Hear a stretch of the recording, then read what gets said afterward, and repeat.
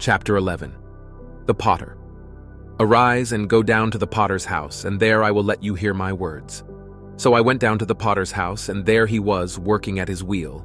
And the vessel he was making of clay was spoiled in the potter's hand, and he reworked it into another vessel, as it seemed good to the potter to do. Jeremiah 18:2-4. The word translated potter means imagination. Out of material, others would have thrown away as useless. An awakened imagination refashions it as it ought to be. O Lord, thou art our Father. We are the clay, and thou art our potter. We are all the work of thy hand. Isaiah 64:8. This conception of creation as a work of imagination, and the Lord our Father as our imagination, will take us further into the mystery of creation than any other guide. The only reason people do not believe in this identity of God and human imagination is that they are unwilling to assume the responsibility for their frightful misuse of imagination. Divine imagination has descended to the level of human imagination, that human imagination may ascend to divine imagination. The 8th Psalm says that man was made a little lower than God, not a little lower than the angels, as the King James Version mistakenly translates it. Angels are the emotional dispositions of man and are therefore his servant and not his superior, as the author of Hebrews tells us. Hebrews 1:14. Imagination is the real man and is one with God. Imagination creates, conserves, and transforms. Imagination is radically creative when all imaginative activity based on memory disappears. Imagination is conservative when its imaginal activity is fed with images supplied mainly by memory. Imagination is transformative when it varies a theme already in being, when it mentally alters a fact of life, when it leaves the fact out of the remembered experience, or puts something in its place if it upsets the harmony it desires. Through the use of her imagination, this talented young artist has made her dream a reality. Ever since I entered into the art field, I've enjoyed doing sketches and paintings for children's rooms. However, I have been discouraged by advisors and friends who are far more experienced in the field than I. They liked my work, admired my talent, but said I would not get recognition nor pay for this type of work. Somehow I always felt I would, but how? Then last fall I heard your lectures and read your books, and I decided to let my imagination create the reality I desired. This is what I did daily. I imagined I was in a gallery. There was a great deal of excitement about me, and on the walls hung my art, only mine, a one-woman show. And I saw red stars on many of the pictures. This would indicate that they had been sold. This is what happened. Just before Christmas, I did a mobile for a friend who showed it in turn to a friend of hers who owns an art import shop in Pasadena. He expressed a desire to meet me, so I took a few samples of my work along. When he looked at the very first painting, he said he would like to give me a one-woman show in the spring. The night of the opening, April 17th, an interior decorator came and liked and commissioned me to do a collage for a little boy's room, which will appear in the September issue of Good Housekeeping for the 1961 House of the Year. Later, during the showing, another decorator came and admired my work so much, he asked if he might arrange for me to meet the right interior decorators and the right owners of galleries who would buy and display my work properly. Incidentally, the show was a financial success for the owner of the gallery, as well as for me. The interesting thing about this is that seemingly these 3 men came to me out of the blue. Certainly I made no effort during the time of my imagining to contact anyone, but now I'm getting recognition and have a market for my work. And now I know without a shadow of a doubt that there is no no when you seriously apply this principle that imagining creates reality. GL. She tested the potter and proved his creativity and performance. Only the indolent mind would fail to rise to this challenge. Paul states, "The Spirit of God dwells in you." 1 Corinthians 3:16, Romans 8:9, 8:11, James 4:5. Now, examine yourselves to see whether you are holding to your faith. Test yourselves. Do you not realize that Jesus Christ is in you? Unless indeed you fail to meet the test, I hope you will find out that we have not failed. 2 Corinthians 13:5, 6. If all things were made through him, and without him was not anything made that was made, John 1:3. It should not be difficult for man to test himself, to find out who this creator in himself is. The test will prove to man that his imagination is the one who gives life to the dead and calls into existence the things that do not exist. Romans 4:17. The potter's presence in us is inferred from what he does there. We cannot see him there as one, not ourselves. The nature of the potter, Jesus Christ, is to create, and there is no creation without him. Every recorded story in this book is just such a test as Paul asked the Corinthians to make. God really and truly exists in man, in every human being. God wholly becomes us. He is not our virtue, but our real selves, our imagination. The following illustrations from the mineral world may help us to see how supreme imagining and human imagining could be one and the same power, and yet be vastly different in their creativity. Diamond is the world's hardest mineral. Graphite, used in lead pencils, is one of the softest. Yet both minerals are pure carbon. The vast difference in the properties of the two forms of carbon is believed to be caused by a different arrangement of the carbon atoms.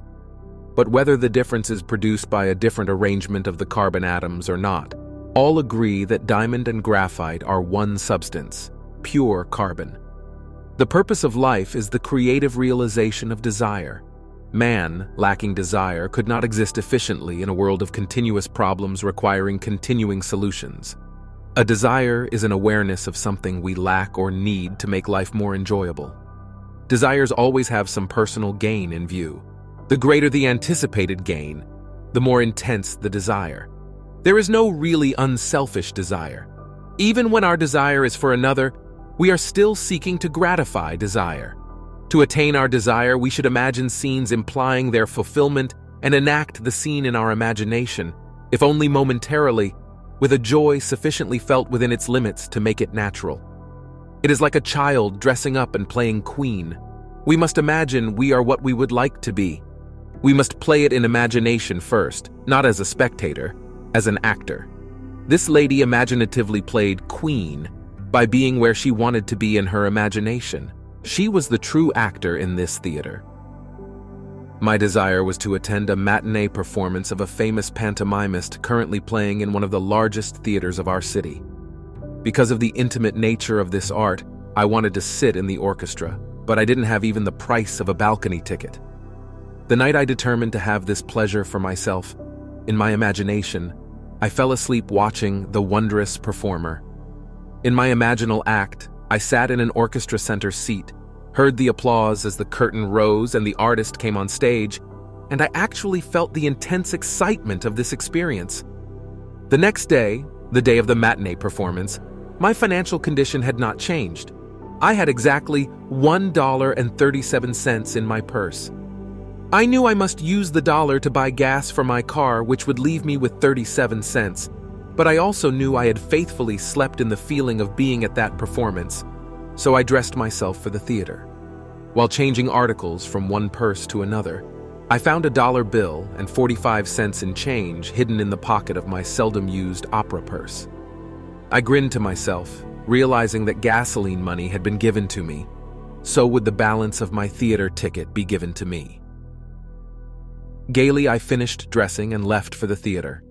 Standing before the ticket window, my confidence dwindled as I gazed at the prices and saw $3.75 for orchestra seats. With a feeling of dismay, I turned away quickly and walked across the street to a cafe for a cup of tea. I had spent 16 cents on my tea before I remembered seeing the price of balcony seats on the ticket window list. Hurriedly, I counted my change and found I had $1.66 left. Running back to the theater, I bought the cheapest seat available, which cost $1.55.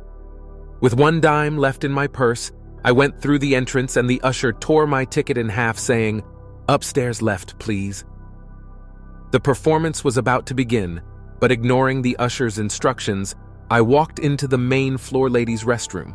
Still determined to sit in the orchestra section, I sat down, closed my eyes, and kept my inward sight riveted on the stage from the direction of the orchestra.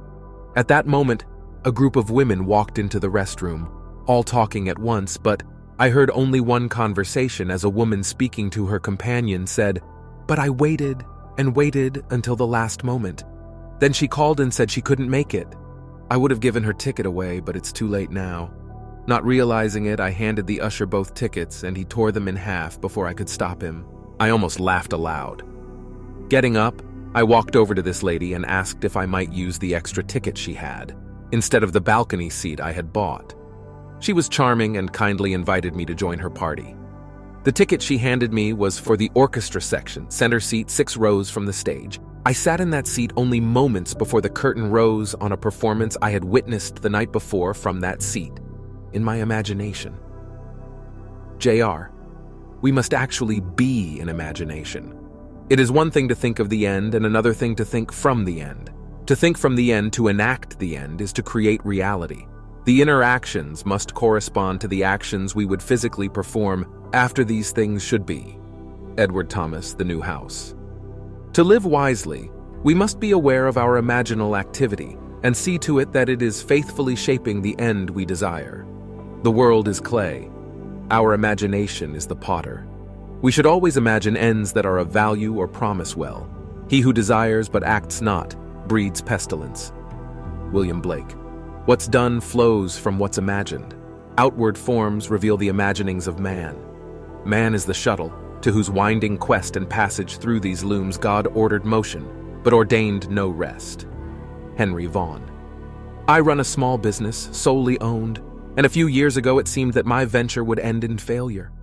For some months, sales had fallen steadily, and I found myself in a financial jam, along with thousands of other small businessmen, as this period spanned one of our country's minor recessions. I was badly in debt and needed at least $3,000 almost immediately. My auditors advised me to close my doors and try to salvage what I could. Instead, I turned to my imagination.